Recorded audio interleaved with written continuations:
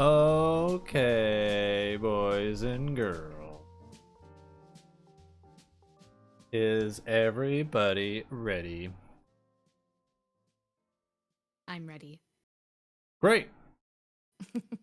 Well, welcome to another episode of the Extra Credits Book Club podcast. I am a host, William Woodard, and with me is another host. Alex Green. That's right. And this, hey, look, new year, new book. Our first Yeah, book of the year. it really feels like a whole new world of Oh. happiness and possibility. Like between this and the side books I'm currently reading, it's like last year's side books never happened. Mm-hmm. Even my side book. I'm currently in the middle of a side book that's bad, and I'm enjoying it. Yeah. But you know, it isn't a bad book. Equal Rites by May the Spirits Recognize Him, Sir Terry Pratchett. When did he die? Was it recent-ish or was it like a while ago? I don't know. I want to say it was like 2018, but that's a Oh, guess. that's not that long ago. I'm gonna look it up right now. I didn't even know he was dead. I've slept on 2015. Terry Pratchett my whole life. Like I knew about his books growing up. I would always see them in the library and I 100% judged them based on the art on the covers. I was like, these aren't for me. I hate this art style. The And it old prevented covers me. the old Yeah. covers are very like hokey fantasy, like like the old school fantasy covers that are like people fighting goblins in a stairwell, that kind of thing, and it's just like, I'm good. Yeah. I was But like, not for me. I'll go back to my Eric Wilson mystery novels. And I would always get Terry Pratchett confused with the author who wrote the Redwall books with the mice. Do you know about those books? no. I had friends in elementary school who were super obsessed with them. It was a bunch of fantasy books where it was literally just like mice, Hmm. but they had swords and shit. Anyways, my I don't know why my brain was always like mixing them up, but maybe I found out about them around the same time. Huh. This book I does not have any mice. no. um I the correlation between Terry Pratchett and me was never like I it was never Terry Pratchett, it was always Discworld. Like Right. the word Discworld was always circling in my sphere, but like the correlation between Discworld and Terry Pratchett never landed. And when I heard about Discworld and people told me about it, I was like, that sounds really silly and goofy. No thanks. And it is, but like in the best way. Yeah, in a way where it's like a kid could read it or an adult could read it and both would find complete value in it for Yeah. completely different reasons. Um, this book is hella short. Hmm. We probably could have done this in a single episode. I did not realize just how short this book was. I know, I'm like, oh, 30 chapters, that's hefty. No. Now, it took Like 30 chapters for maybe, the half that we did. yeah, it may be 3 hours of listening. Yeah, I think the whole thing's like 7 hours tops. Um, but the whole, I guess in order to explain because I don't know that the book really gives context about why the plot of the book is kind of a big deal. And Oh. the idea that wizards are only men, Hmm. women cannot be wizards, and wizards are only the eighth son of an eighth son. Hmm. And it's not explained in this book, but in The Color of Magic, the one I read last year, which is the first in the series. Um, the number 8 has some weird connotation with wizards. Like it's a weird bad letter or number, but also a good, like Oh, it's an important number. And interesting. wizards generally don't like it, but also they have to. Wizards are born as the eighth son of an eighth son. Mm-hmm. And this book starts with a wizard who is literally minutes from dying, Yeah. coming to the small town of Badass, Mm-hmm. um, to hand off his magic to the next wizard. He goes to a house where the local blacksmith, whose name just happens to also be Smith, um, he's like, "Oh, you're here to do the whole wizard thing?" The guy's like, "Yeah, I am." He goes, "Okay, cool. Like, how much time do you have left?" And he's like, "Oof, like 6 minutes, I think." Yeah. So he's like, "All right, well, I'll go fetch the kid because he had just like the baby was literally just born." Mm-hmm. And the midwife comes out and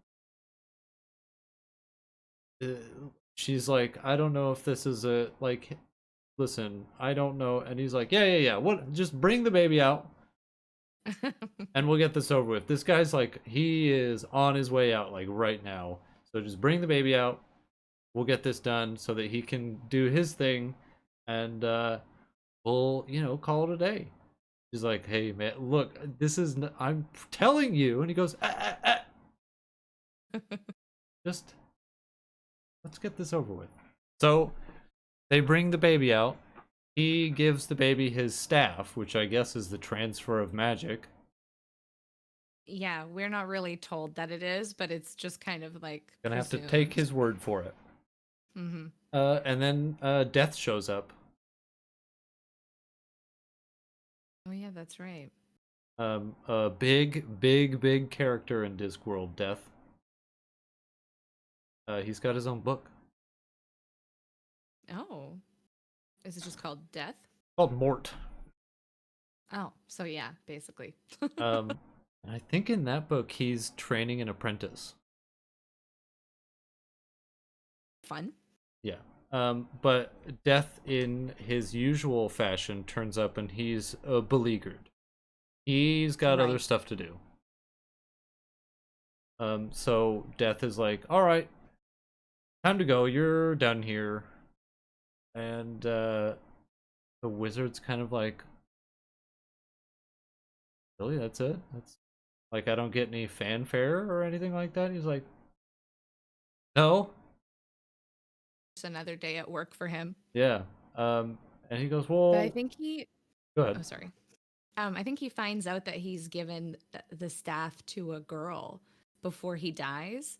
And then Hmm. he's like, or right after he dies. And he's like, oh, fuck, what have I done? Can I go back? Like, can I fix this Right. somehow? Like, what did I do? Can I be like reincarnated and just like fix this mistake?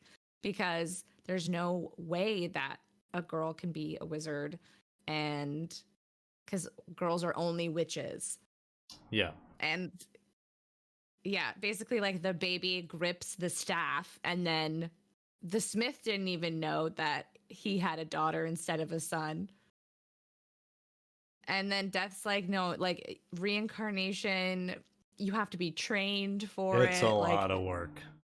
you have no idea what it's like to come back as an ant. Like, Like you you gotta just, and he's start like, at bugs and work your way up. yeah, he's like, with your karma, like, an ant is too much to expect. So we don't know anything about this wizard. I think his name is like Billets or something like that. And The wizards in Discworld have really dumb names, okay, and I don't remember what this one's name. it's something like that.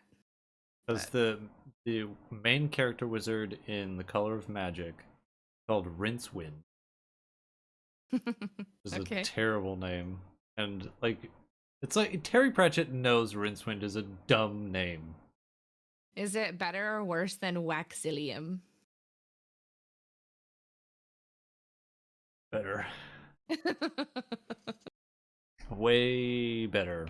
Also, mind you, we're already like 5 chapters in. Right. Yeah, we can't really approach this book like chapter by chapter because some of them are literally 46 seconds long. Yeah. Some of the some chapters in this book are purely joke delivery systems, Yeah. which is fine by me. But it also makes doing our usual chapter by chapter coverage tricky. Yes. As a result, I don't know how long this episode is going to be. That's okay. This will be good. We'll experiment with different time formats cuz last time was really long too. So, Well, we also covered 20 some odd 22 books. 22 Yeah. books? Yeah. Yeah, that's okay. I don't think we have to like work to try and make it longer than it would Right. naturally be. You usually aim for that hour or time Yeah. mark. Also, it should be noted that the narrator for this audiobook is, I forget the actress's name, but she's been in Game of Thrones. She was in Okay. Luther, We're going to look it up right now. and the voice actor of Death is Peter Serafinowicz.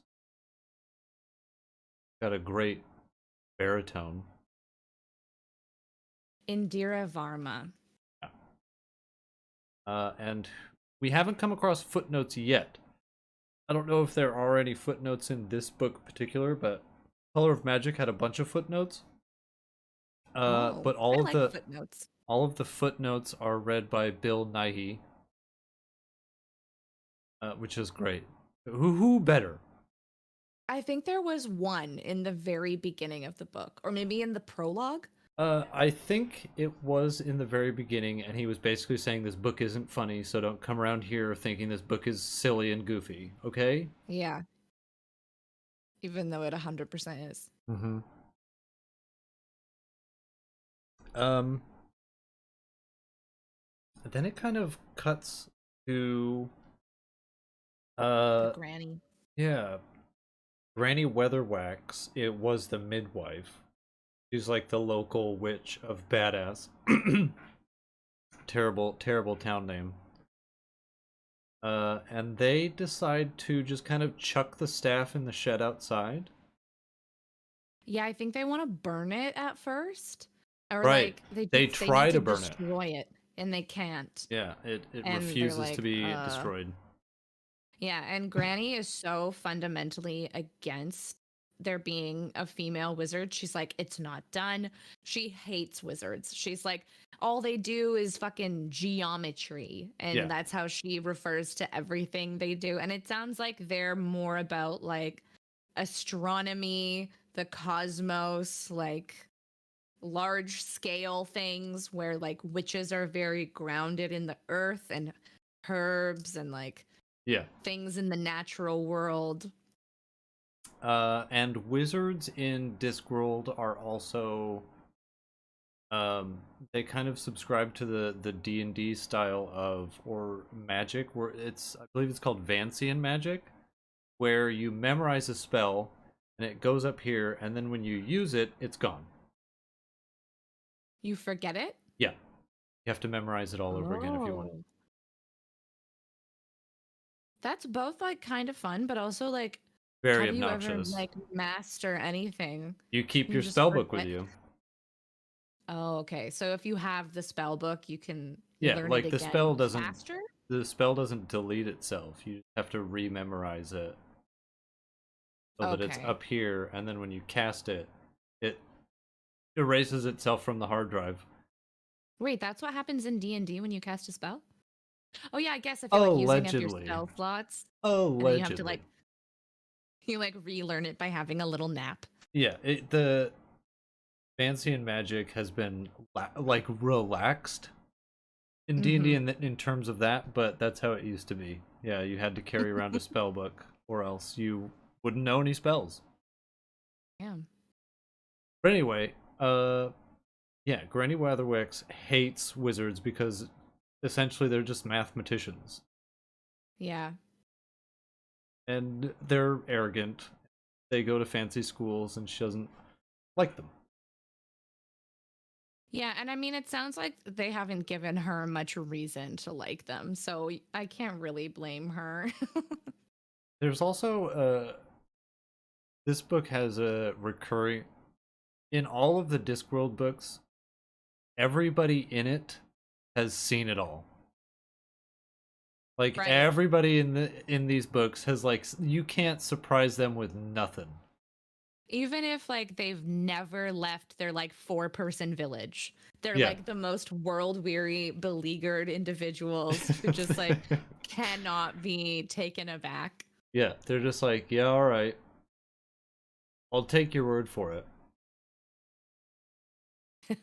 And like everybody questions everything, whether it's a dumb question or not. They're just like, well, that doesn't make sense. And it's like, well, look, man, it just does. Okay.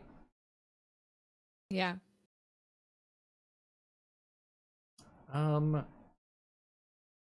Trying to remember because it like this part of the book it kind of goes through the young girl esque Yeah. her We skip ahead childhood 7 years. Hmm. and her brothers are shitheads. Yeah, she's got 7 brothers, and there's at least 4 of them at home with her. Yeah, But I love that in one chapter there's like a little kind of overview of Discworld, like where they live, and I found that really interesting because I haven't read any other Discworld books, and so yeah, it's just like anything that kind of explains how the world looks and like the turtle that the world is on, and it's literally a flat Earth, and it's then it's like nothing happened for 7 years. yeah. I'm like, oh, The okay. For those of you who don't know, Discworld is literally like a pizza shaped planet that is resting on top of 4 elephants that are riding a giant space turtle. Right.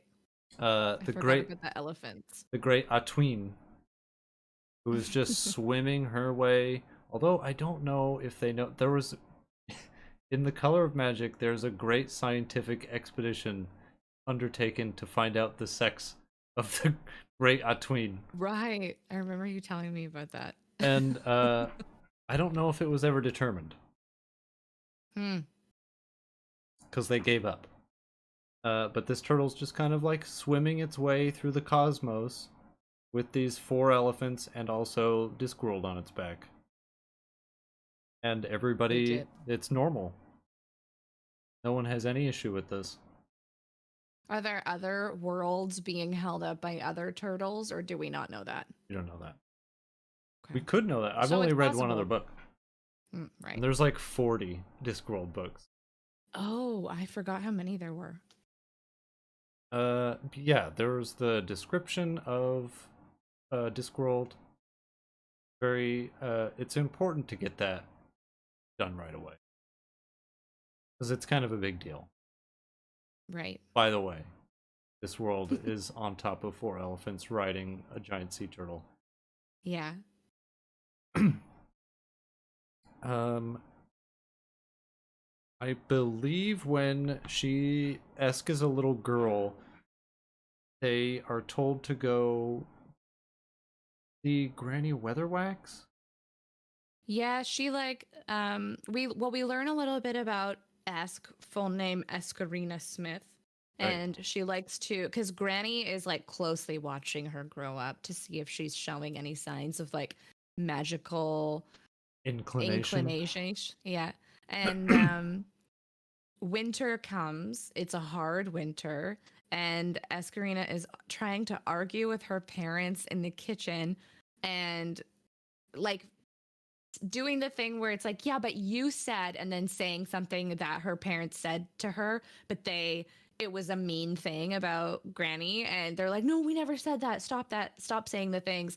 And she's like, needing to get the last word in, which was so me as a kid. Like, Oh, if I knew what was like, if I remembered something correctly, and someone was telling me to shut up, I was not going to shut up. Like, I was going to get the whole thing said so that they knew that I was right. But then she does that and she gets like hit in the face by her dad and starts crying. And then everything goes wrong for everybody for the rest of the day. Like, accidents happen, people like Yeah. slip on ice, like the crockery starts to break. Her And dad like hits his head on the like door jamb, even though he's several inches shorter than it. yeah.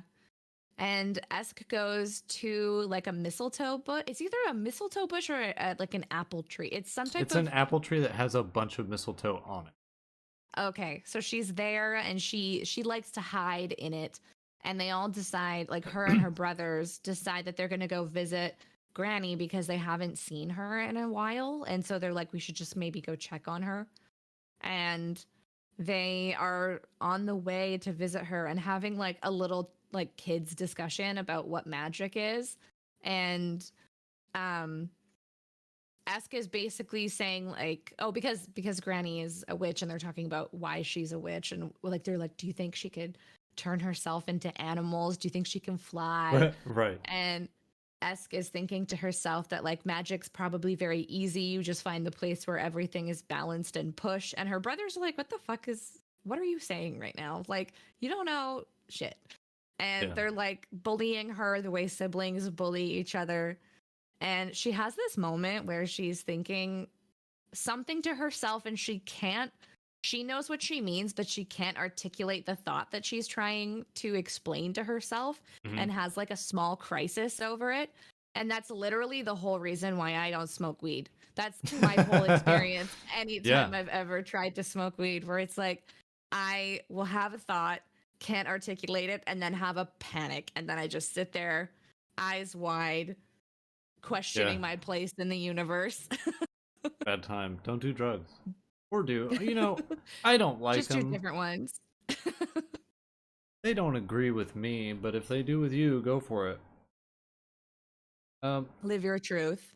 when they get to Granny Weatherwax's little shack, they find her just like asleep on the bed. Like they think she's dead Yeah, because well, because she's I don't remember if it's explained at this point, but she's borrowing.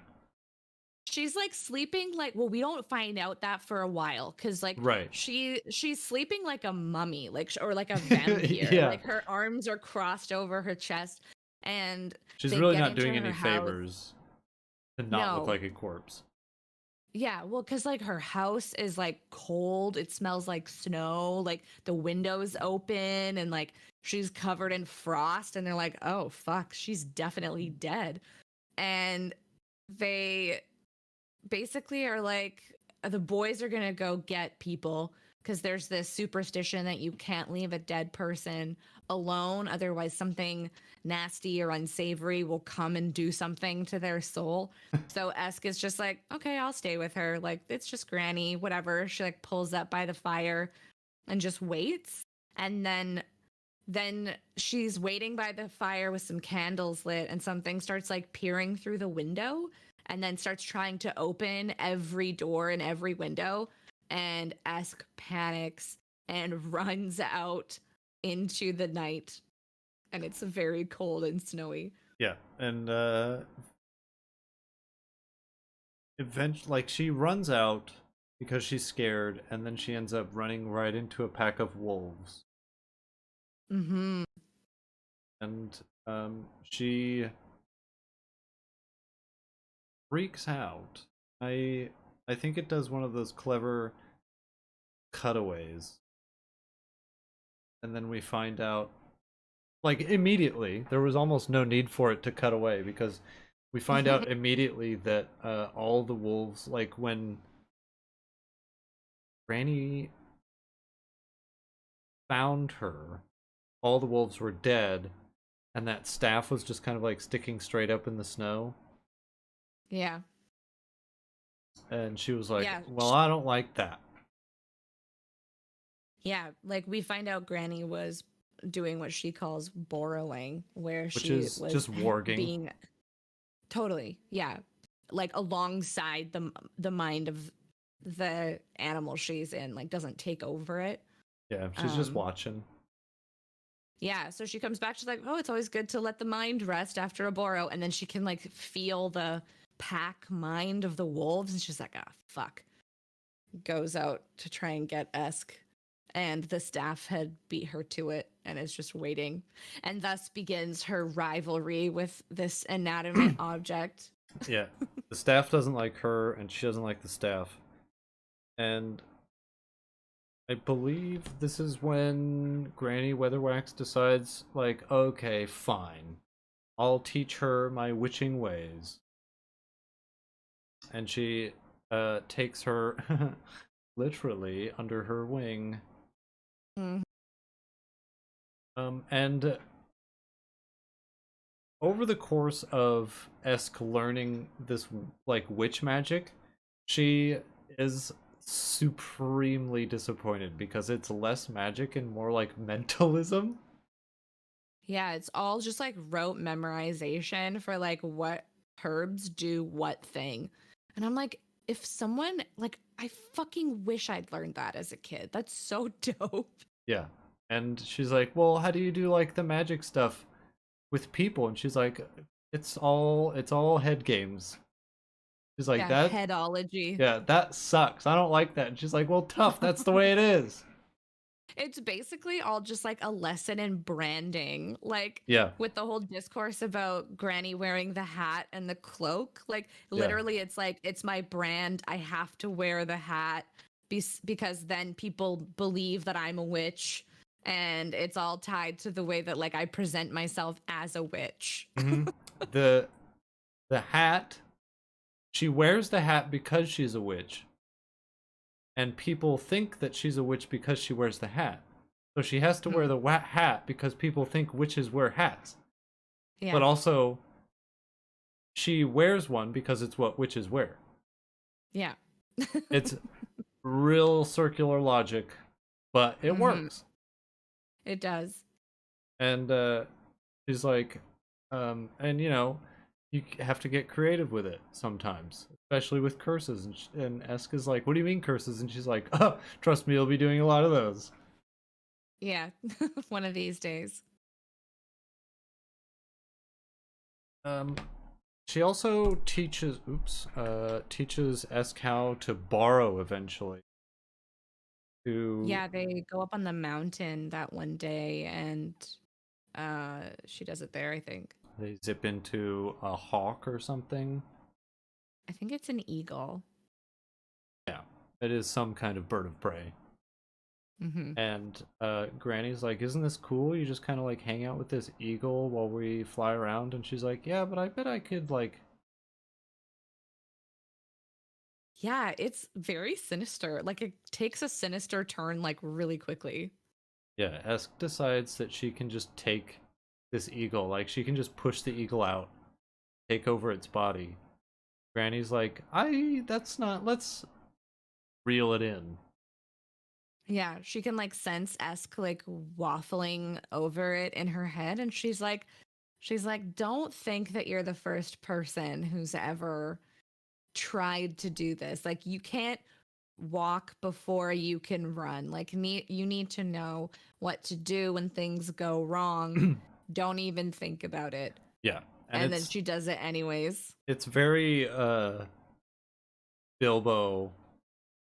Why shouldn't I keep it? Yeah. When Yeah. was the conversation uh where she talks to the wizard in the tree wizard? The tree wizard, not yet. Okay. That's after Esk's little gallivant as an eagle, Yeah. basically. Because She when Esk essentially takes over the eagle, yeah, she's gone for like 3 days. yeah, she's Like just in there literally forgetting herself. She like learns the yeah, hard consequence of warging for too long. yeah. It's like in Animorphs when you like are an animal for more than 2 hours, you just like become the animal. Uh-oh. Except I think in Animorphs you retain your own consciousness and thoughts, which is almost worse in a way because you're just like trapped as an animal with your human mind. Yeah. I mean, aliens can intervene sometimes and put you back in time to see your human body, and then you can absorb or acquire your old human body and become that human body for like 2 hours at a time, but it's still never quite the same. Sounds like a lot. Yeah. R.I.P. Tobias. Actually, I don't think he died, but anyways. She eventually goes and talks to the wizard who, in fact, reincarnated as a tree.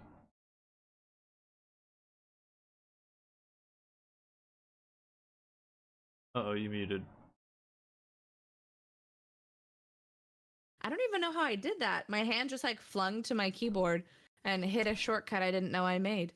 Um, but Esk, I think, comes back from being the eagle before she has this conversation with the wizard, because Granny is like fretting and fretting for a couple of days, and then she tries to get bees involved, like the drone bees, Right. and they try to find her using like her little their hive mind, and they can't find her.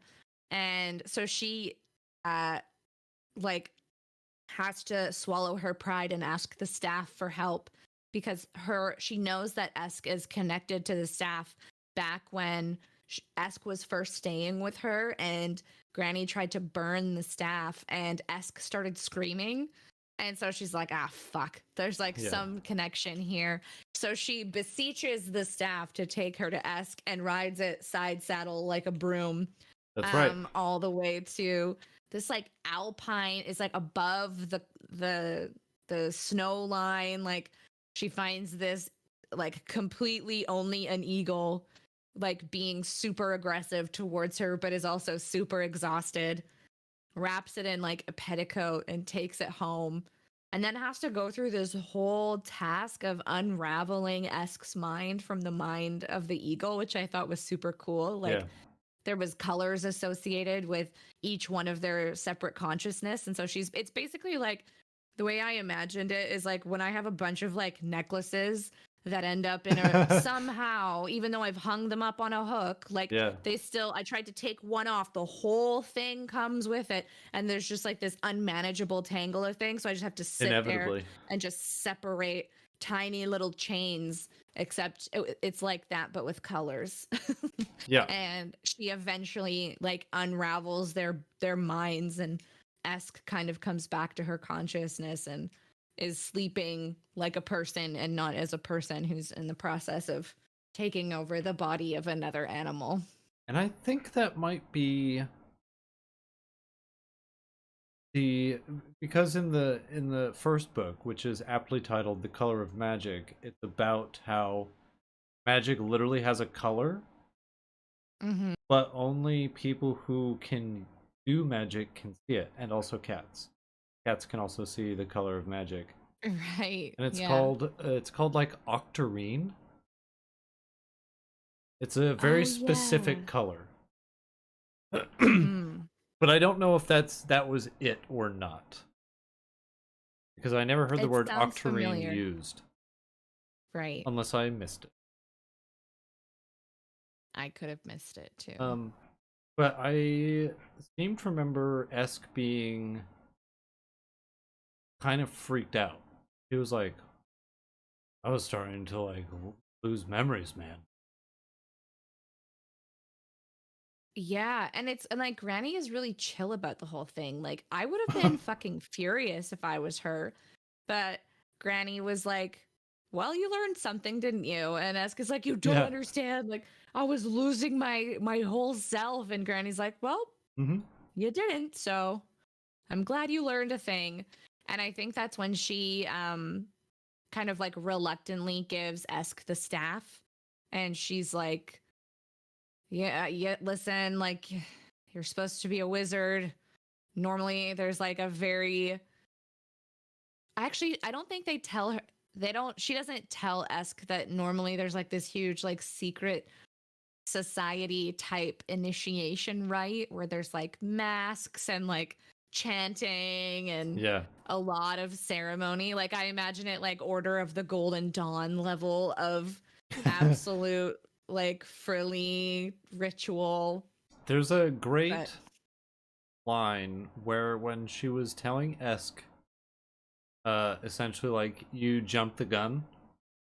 She was like, if you wait, no, I think that was the conversation with the tree where she says if you can't learn to ride an elephant, you can at least learn to ride a horse. I know And I can't remember when this conversation and happened then because I whoever it thought was said, "What's an elephant?" And Granny says it's a type of badger. I think that's in a conversation she has with Smith when she is talking to him about I don't know, there's a whole discourse about like cider versus like Right. applejack I and think like she's witch's magic is like this is like yeah. cider and then it sounds like applejack is like almost some kind of like moonshine like Yeah. I I think she was trying to convince him, like convince her dad, Esk's dad, that she's gonna have to go to like magic school. That's right. Oh, okay. So yeah, you were right. It is she has the discourse with the wizard who's the tree right after saving Esk from the wolves. I thought it Right. was later, but But it's it not. wasn't an entirely useful conversation. No, it just revealed more of Granny's prejudice against wizard magic, Hmm. basically. It was like, there's no fucking way she's gonna be a wizard. There And was like something that she said though during that conversation that I thought was really interesting. Like, or like it revealed some of her prejudice where it was like,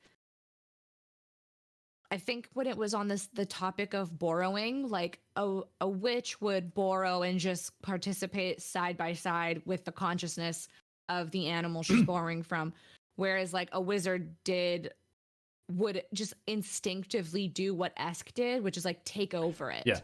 And it's very like I'm gonna kind of bend the thing to my will instead of yeah, just like coexist with the thing. And so from that perspective, I can understand why she would be so against wizard magic. yeah. And even in like the entire pantheon of fantasy fiction, wizards are generally assholes. Yeah, it's true. So she's not wrong. They just take because it's like it's for the pursuit of science.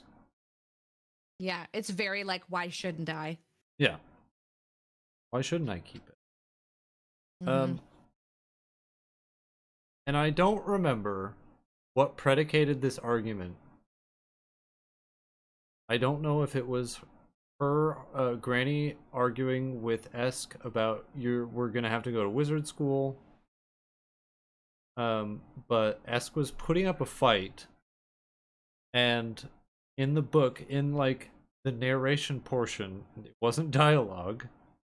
It said that Granny knew, like it was okay that Esk was arguing with her because Granny knew that she would give in by the end of the paragraph. Yeah. And then literally the next line is Esk going, okay, fine." Yeah. Ugh. Yeah. It's so good. But they just set off to go to this magic school, and I don't remember the name of the city that they go to. I'm really bad with the names of places when I can't read the name of the place. Because like my mind will remember like the way the words looked on the page, and then I'll be able to remember based on that. And so I don't. Yeah. I had got nothing. Uh, But before they leave, Esk turns her brother into a pig. And that's right. what convinces her dad that she needs to go. Because he's like very like, why does she need to go to this university that seems like a lot? Like, why doesn't she just stay here forever like we've all done? But the way she turns him into a pig is like I don't know, the way that Esk does magic is like very scary sometimes. Like she's just looking at him and thinking like, "Oh, he really looks like a pig, doesn't he?" And then she's just kind of like daydreaming about that and then all of a sudden he's a pig and she's like, "Oh." Yeah. Like I think that's it's why she needs a to little go to a spooky. school. She has Yeah, she no needs to control over it. absolutely none.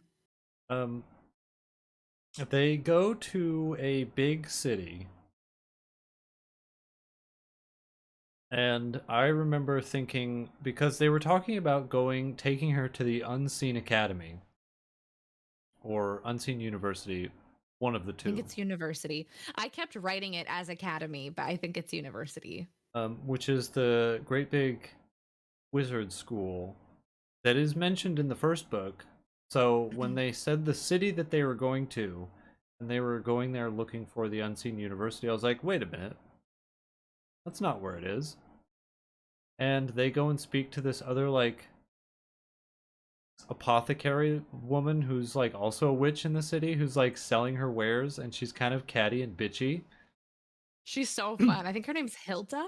Yeah, that's it. She's like an old friend of Granny's and like just has this apothecary, and all the townspeople are kind of like afraid of her and they don't really like having her there, but she knows all of their secrets because they all buy her Yeah. products, so they can't do anything about it. I Yeah, love and it. Esk is like poking around at the potions going, what does this do? What does that do? Why would they need this? Like, these ingredients don't make sense together. And she's like, shut up. You'll learn about that later. You don't have to worry about what that does. Yeah. So clearly, like, it's all like boner pills. Oh, fully. I like that Granny's described as being dressed like a very respectable raven. Yeah. I think there's other moments where it's like she's got several inches of very tasteful flannelette or something. Like any discourse about Granny's relationship to her own body is so funny, where it's like she's so prudish that it's like under the several like feet of clothes she's wearing, she was aware that there was some skin, but like that's as far as she's willing to go with like Yeah. any type of like acknowledgement that she is a human person Yeah. in anything I other than don't just even like a meat sack. like if you were to tell Granny that she's naked under all her clothes, she'd have a breakdown. She'd be like, absolutely not. Uh, Just flat out refuse it. but this Hilta, they're like, hey, by the way, while we're here, do you happen to know where the Unseen University is? And she goes, yeah, it's in Ankh-Morpork. You know, 500 miles away from this place. And they're like, oh, good. Yeah, Granny's really bad with directions, which really speaks to me as someone who is also very bad with directions. I think it's her knowledge of geography is described as being slightly less than her knowledge of subatomic physics. And I'm like, honestly, same. Yeah. And I don't know anything about subatomic physics. There's a great thing that Discworld books do where, like, they're fantasy and entirely fantasy, but constantly the narration will reference real life things Yeah. like elevators or Hmm. subatomic physics. Or there's another one that he mentioned that was just like flat out modern technology, and I'm like, that's just for us. Yeah. Um, and then I think Esk slips out while Hilta and Granny are chit chatting. Yeah, they like leave and pack up the shop and they're all headed to Hilta's house for the night because they realize they have a much bigger journey ahead of them than they originally thought. And then Esk purposefully gets lost, and because it's market day and it continues on into the night, so it's like very bustling in the city. Mm. Um, and it, I think the way that Esk is described as like moving through the market, it's like she moved through the fair like an arsonist moves through a hayfield, because like as she's like going through the crowd, her staff above her head, and all of these small little like chaotic events kind of happen in her wake. Like I can't remember what happens, but it's like one guy is revealed to be a grifter, like all of the secret like Yeah, peas he's hiding in one of his like cups, where he's like, where's the pea, and like does the whole yeah. cup She thingy. fucks up his like 3 card money. Um, Yeah. because like it, or the shell game, I guess it is, because he lifts up all Hmm. 3 cups, and it's just like thousands of peas underneath all the cups. Yeah. Yeah, just a bunch of things like that are happening, like completely beyond her control. Like she's just this agent of chaos, basically, and like is just making her way through the crowd. She really reminds me a little bit of Lyra from His Dark Materials, like the way she is at the beginning of the series, where she lives in like her world's version of Oxford, and it's just Mhm. like jumping around on the rooftops all the time, like so just not available to listen to authority figures, but has Big some like impetuous greater energy. destiny. Totally, like very precocious, like same kind of vibe. Although I found Lyra way more like not insufferable, but like she was so difficult when she was a kid, and that's like part of her character growth Right. throughout the trilogy. But Esk isn't quite as bad, but because she like when she's doing lessons and things, like she's very like dutiful with her studies and the way that she's learning magic from Granny, and like always does as she's told in that regard. But then she'll have these moments where she's like slipping away or taking over the mind of another creature, Yeah. little things like that. Um, Esk ends up in a tavern, and the tavern, like the bartender, is like, "What do you want, kid?" And she's like, "Goat's milk." He's like, "Get real. This is we serve beer here. That's it." Yeah. She's like, "No, I want milk." And she like convinces him to pour on the tap, and what comes out is milk. And Yeah. they all freak out. And then she talks about a drink that Granny had. And then she turns like all the casks of beer into like a Manhattan essentially. Yeah, it's like peach brandy, but like very, very strong. Yeah. And like the way that she does it is like she kind of just like starts dissociating and like conducting her fingers around, being like, it was kind of like this and this, and realizes that like matter is just a series of shapes and you can change the shape of something with other things. Like, I really like the way that very esoteric practices are described in a way that's like so accessible. Because, like, if a kid read this, like, they'd be like, oh, yeah, that makes sense. Mm-hmm. But there's like layers of complication to it, but at face value it's like, oh, it's just a matter of rearranging things. Yeah. I think that's one of Terry Pratchett's strengths, that he takes these huge concepts and boils them down into palatable notions for us. Yeah, and it's a skill that is lost on a lot of modern day fantasy Yeah. authors. May the spirits recognize him again. Lost a great one. Um, Mm.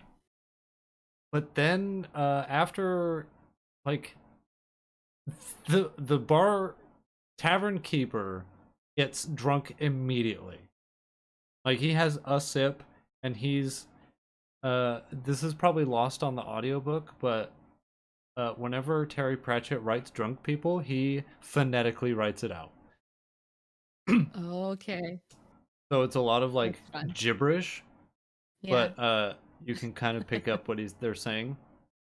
Um, and then his Yeah, I had wife no comes out idea. and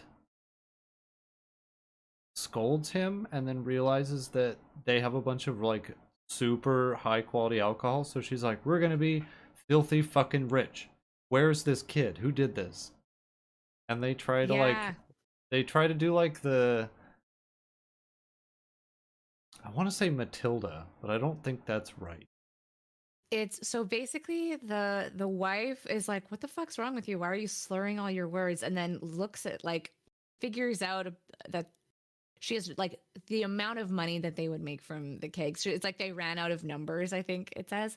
But then Yeah. she peers over the like the bar counter and looks down at Eskin's like, "How did you get here, little girl?" And it's like she said in a voice that suggested gingerbread cottages and the slamming of big stone doors, which is like very Hansel and Gretel. Yeah. But I loved that description because it's like that's 100. You can 100% immediately imagine like her motive, what Yeah. she's trying to do, like the type of, yeah, it was like, I loved it. And then she's like, would you like to go to bed in like in a warm feather bed, and like lures her up to a room because they want to steal the staff from her basically. And I don't But remember it was great. how they stop, because I know both of them come in and they're like slowly inching toward the staff, but I can't remember how the staff probably stops them. Yeah, basically, so like the chapter ends and then we're back with Granny for a second, and it's like Granny's 2 streets away. She's lost, but only by other people's standards. And then she like immediately gives up. Like Hilda is so worried. She's like, what are we gonna do? Like, where are we gonna look for her? Like, she could be anywhere. And Granny is like, you know what? She's got the staff. All we have to do is go home, make some tea, and like wait for something to happen. Like explosions, Yeah. fire, something is going to happen. And she's like, let's just call it a night. We'll figure it out. And Esk is sleeping in her like damp feather bed. Like it's really, it smells like mushrooms. Like she's trying not to think about that too much. And here's like the door creak open, and the sound of someone very like intentionally trying to not make a sound, and like the like feels like how heavy the air is with this like Yeah. attempt to be quiet. And they remind me of like in Annie, with like the two villains in Annie basically. And I'm like, I've only ever seen like a movie adaptation, and I don't know why I just thought of that now, but I think Alan Cumming is in one of the versions. But like they're just these like child stealing oafs, and Yeah. but they don't really want to steal her. They're trying to steal the staff. They're like the And classic like live act like 90s kids movie, the two married couple that are always trying to like steal like all of oh the my money, god. like from Casper, like Eric Idle and that woman. Yeah. Or like Beethoven, the second one where they're trying to steal all the puppies. Yeah. There's for whatever reason in the 90s there was always a couple that was trying to steal something from the kid main characters. Yeah, and it was always like a hot woman who was super mean, And a and like her pitiful, sidekick disgusting sidekick, yeah, who is who would do pathetic. anything she asked or commanded. Uh, frequently being hit. Always. Yeah. And just like Usually by covered her. in like yeah. And at one point just covered head to toe in like muck or Yeah. like soot. Kids love it when people fall in mud. Yeah, or just like eggs, like something. But Like the 90s version of being tar and feathered. yeah. Um, at, is there a point where Granny uh ponders like borrowing animals to find Esk? I don't remember. Maybe? Because there's a point where I think she was talking about working at like trying to decide whether or not she could use an animal to find Esk in the area, because animals Yeah, are that sounds particularly familiar. clever. And the Mm-hmm. quote I wrote down, which is my favorite quote so far, it's primo, like this is quality, quintessential Terry Pratchett. Uh, Animal minds are simple and therefore sharp. The panoply of the universe has been neatly expressed to them as things to A, mate with, B, eat, C, run away from, and D, rocks. I Which, yeah, that encompasses the whole animal spectrum. It does. Yeah, I think she is, and then she decides against it because there's too much going on with like the market Yeah, event and being they'll a get too thing. So she's distracted. yeah, but yeah, I think that's definitely what she was doing. But Esk, I don't remember what she does to I the don't tavern remember people. either. I all I remember is what happens after, like I think they fall down the stairs. Like I think the staff just like bonks them or something, Yeah. and like they just end up in a heap, and Esk kind of escapes into the night. But there's this great moment where like they're fighting, and she's like, you could have been a wizard, and like we would have never had to bother with this. Like, have you got no ambition? And he's like, oh.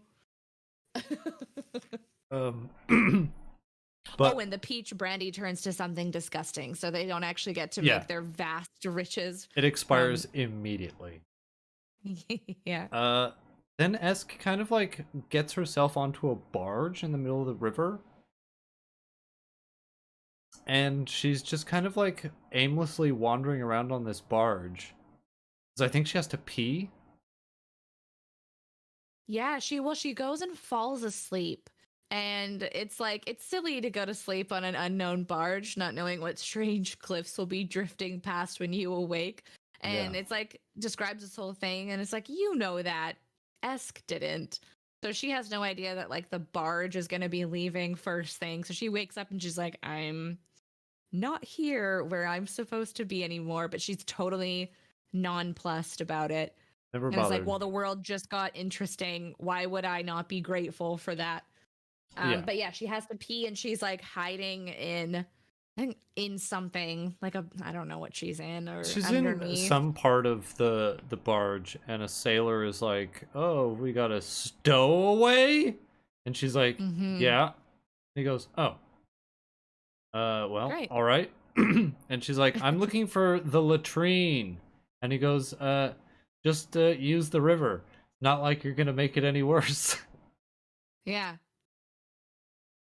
And that's almost literally where the our chapter stopped, and like the Pretty much. Yeah. exact halfway point of the book. Mm-hmm. Which is disappointing because I was hoping we'd at least get to the university, but I would imagine like it's so hard to tell with Terry Pratchett books. Like things go all over the place. Like the Color of Magic makes you think it's gonna be one thing, and then like there that book is very short. I think all of Okay. the early Discworld books are pretty short. Um, but that book is like 6 different adventures in one. Oh, wow. I mean, it's all like one big adventure, but at one point they end up on the rim, like the great rim of the Discworld. They're in like this weird floating city where dragons are invisible, and the dragon riders hang upside down on the ceiling because it's easier Fun. to get onto the dragons that way. I It's mean, if I could sleep that way, I would. it's very weird. Discworld is weird and it's funny, and I'm very excited to read more of this book, even though we're done now. I know. It's just such a breath of fresh air. Like it like some with the amount of shit that I've read over the last year and that we've read together, like the nice things notwithstanding, I kind of like forgot that there were good books or like that reading could be like enjoyable. Yeah, And it's like what a treat to read something written by a talented person yeah, who imagine that. understands like human emotion and knows how to create nuance and make something both accessible for a younger and older audience simultaneously because it's clever. Like Honestly, imagine. it's a lost art. Although we'll see how it goes because my reading list for this year has 2 books in it that are over 1,000 pages long. So Oh, we'll see how ambitious. it goes. I could be just break myself of books. That Mhm. that won't happen. Why would I say that? That can't happen. But yeah, I it's gonna be exciting. I was finishing this book, and like Mhm. I'm excited for finishing this book. I'm excited to see what book comes after this. Mhm. Very exciting times here Yeah, on the podcast.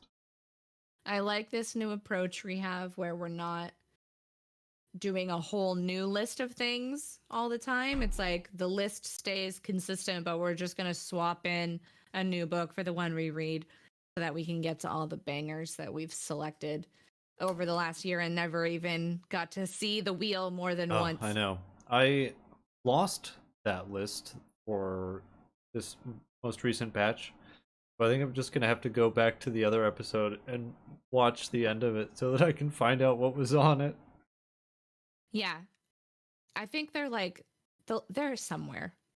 I think all the lists are Yeah. somewhere in our like Discord history. All right. Well, hey, look, that's it. That's it, everybody. We're done.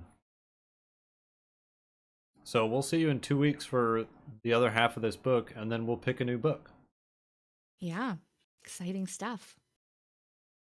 But hey, thanks for watching. Like and subscribe, all the usual stuff, you know, all that. And we'll see you in 2 weeks. All right. Farewell. Bye, everybody.